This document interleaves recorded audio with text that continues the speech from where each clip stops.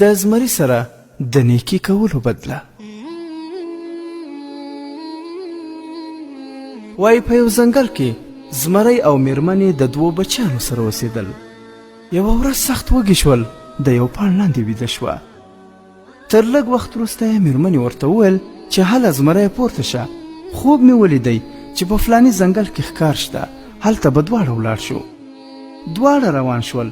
له ډېر مزل وروسته هغه بل ځنګل ته ورسېدل. هلته یې ښکار وکړ، ښه ځانونه یې ماړه کړل او خپلو اولادونو ته یې هم د ځان سره غوښه راواخیسته. دواړه مزل کوي چې ګوري سیلاب راغلی. دوی هلته پورې غاړه پاتې شول. لاره یې بنده شوه او خپلو اولادونو ته نشو راتلی. دواړه ناقراره وو چې اولادونه به مو د لوږې مړه شوي وي، خو خبر نه وو چې اولادونو ته یې یوه هوسۍ راځي. د هوسۍ خپل بچي مړه شوي وو. هغه د تیو له درده په عذاب وه او د زمري بچیان وږي وو. نو دغه هوسۍ به په ورځ کې 3 ځلې ورته راتلل، شیدې به یې ورکولې. د زمري بچیان ښه خوشحاله وه، خو هلته یې مور و پلار اندېښمن وه. آخر سیلاب وچ شو. دواړه راغلل او په دې لټه کې وه چې د خپلو بچیانو مړی پیدا کړي. ګوري چې دواړه بچي یې سره سپین خوشحال مخې ته ورته راغلل او خپل مور و پلار ته یې ټوله کیسه وکړه.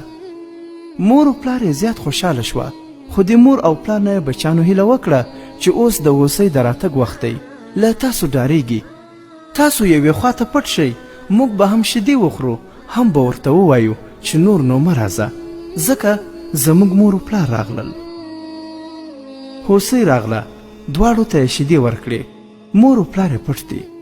خو کله چې بیرته روانه شوه نو مور و پلار یې دواړه سلامي ورته ودرېدل او ویې ویل موږ خو د ځنګل پاچاهان یو، تا زموږ اولادونو ته شیدې ورکړي دي، اوس خپل ارمان راته ووایه چې پوره یې کړو. هوسۍ ورته وویل زما ارمان هغه د جګ غره په سر کې د وښو خوراک دی.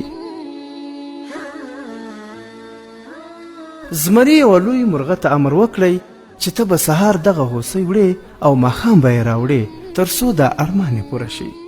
دغه مرغه به همدا کار کاوه. آخر دغه حالات یوه باز ولیدل.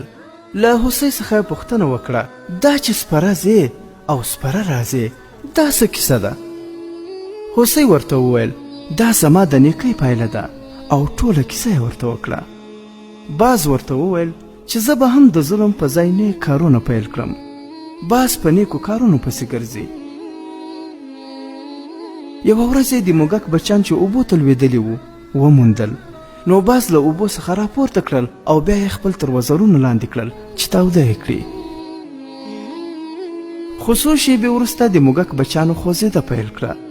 باز هم ځان وښوراوه چې نور والوځي. څو ځلې یې کوشش وکړ خو ویې نشوه کولی چې والوځي. ګوري چې د موږک بچیانو یې د وزرو بڼکې وهلې دي. نو له هاخوا څخه هوسۍ راغله. ګوري چې باز په ځمکه ناست دی، نشي الوتلی. هوسۍ ورڅخه وپوښتل چې ولې؟ باز ورته ټوله کیسه وکړه چې زما د نیکۍ نتیجه خو دا شوه.